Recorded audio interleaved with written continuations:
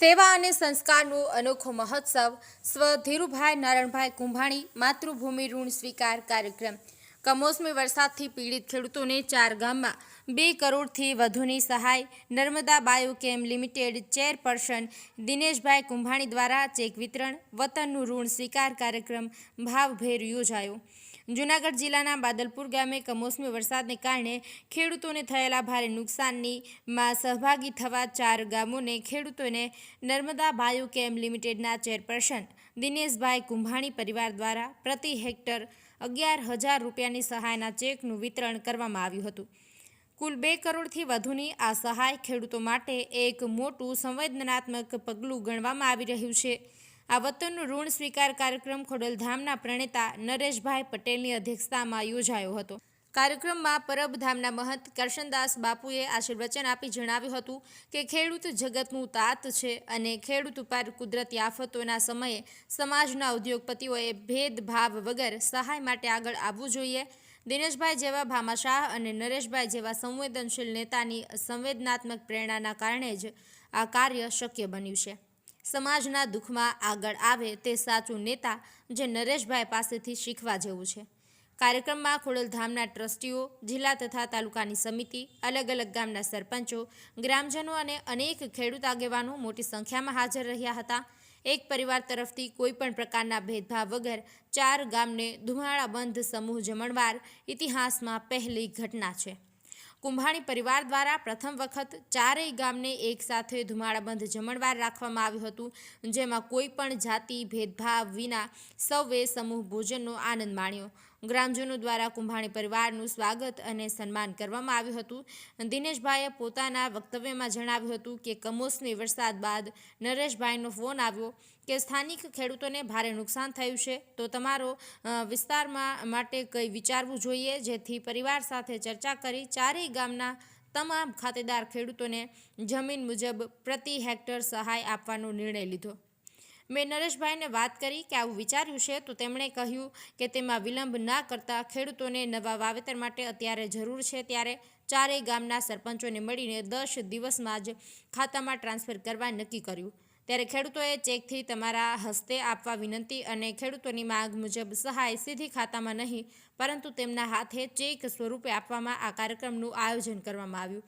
દિનેશભાઈએ ભાવુક શબ્દોમાં કહ્યું, આ 4 ગામના લોકોએ અમારી ભાવનાને સ્વીકારી એ જ મારું સૌથી મોટું સન્માન છે।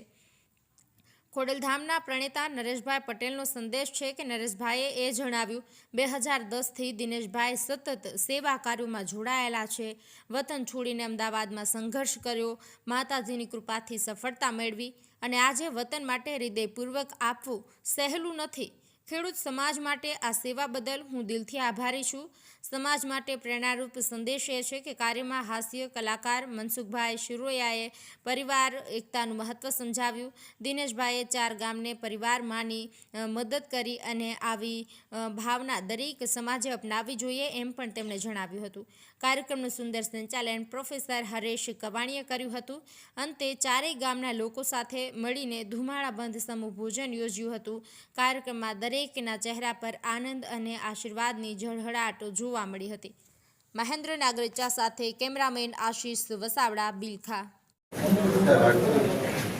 તાજેતરમાં જે કુદરતી આફત ખેડૂતો પર આવેલી અને ખોડલધામ ટ્રસ્ટે અપીલ કરેલી કે જે વતનમાંથી દૂર જઈ અને પ્રભુની જેની પર કૃપા વરસી હોય તેવા લોકો આગળ આવે અને વતનનું ઋણ ચૂકવે।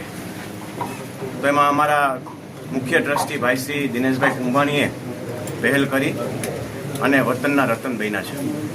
ત્યારે આજે આપ બહાર માહોલ પણ જોઈ શકો છો।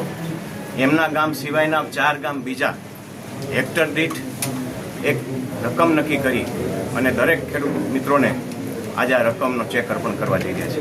ત્યારે મા ખોડલ દેવોનો દેવ મહાદેવને પ્રાર્થના કરું કે આજે આવા જે રતન છે એ રતનનો વધારો થાય અને દિનેશભાઈ કુંભાણી અને આખા પરિવારને જેટલા અભિનંદન આપે એટલા ઓછા છે। માં ખોડલ અને દેવનો દેવ મહાદેવ એની રક્ષા કરે અને આવા નવા કામ કરાવતા રહે એવી આ તકે પ્રાર્થના કરું।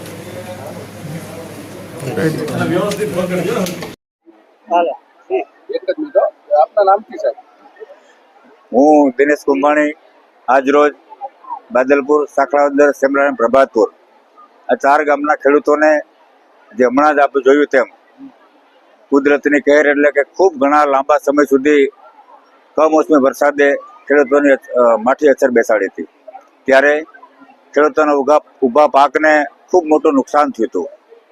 આ નુકસાનની અંદર જ્યારે આ બાદલપુર મારું મૂળ વતન, તો વતનની અંદર ઋણ ચૂકવવાના એક આશય સાથે આ 4 ગામના ખેડૂતોને આજરોજ પ્રતિ હેક્ટર 11,000 રૂપિયા લેખે એક મદદરૂપ થવા માટેનો જે અમારો જે ભાવ હતો, ભાવ આજે અમે પ્રગટ કરી અને બધા જ લોકોને આજે અમે ચેક અર્પણ કરી રહ્યા છીએ.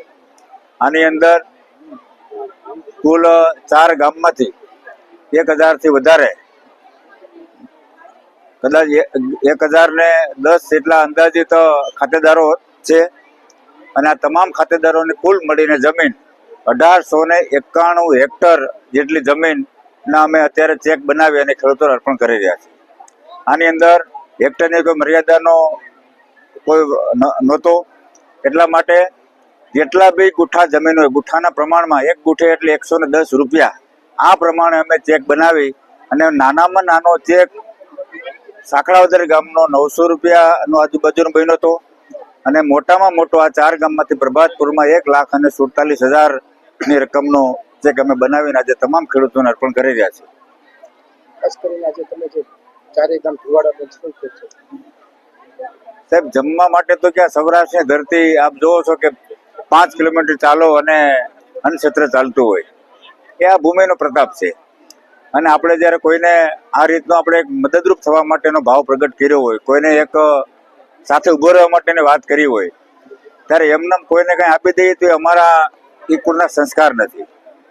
એટલે ભાવથી ભોજન કરવા માટે આ 4 ગામના તમામ લોકોને, કોઈ ખેડૂત ખાતેદાર હોય, કોઈ ખેડૂત ખાતેદાર ના પણ હોય, બની શકે કે કોઈ કદાચ 5% 2% લોકો ખેડૂત ખાતેદાર નહીં હોય, આ લોકોને રૂબરૂ જઈને મેં પ્રથમ દિવસે બધા જ ગામની અંદર આમંત્રણ આપી અને બધાને આમંત્રિત કર્યા હતા અને બધાના જે જમવા સાથેનો એક કાર્યક્રમ રાખ્યો છે. મને એ વાતની ખુશી છે કે આજથી 3 દિવસ પહેલા મેં 4 ગામમાં જઈ અને સમસ્ત ગામજનોને જે આમંત્રણ આપ્યું હતું, ગામ લોકોએ આમંત્રણ સ્વીકાર્યું અને આજે ખૂબ મોટી સંખ્યામાં આપ જોવો છો તેમ બધા જ ગામના લોકો ઉપસ્થિત રહી અને આ કાર્યક્રમને આજે ચેક વિતરણના કાર્યક્રમમાં ઉપસ્થિત રહ્યા. રકમ આપ ગણી શકો કે 1,891 હેક્ટર એટલે 2,06,00,000 કે 7 લાખ રૂપિયા, 60 લાખ રૂપિયા જેવું, એવી રીતે 2 કરોડથી વધારે રકમના અમે ચેક બનાવીને અત્યારે અર્પણ કરેલા છે. Thank you.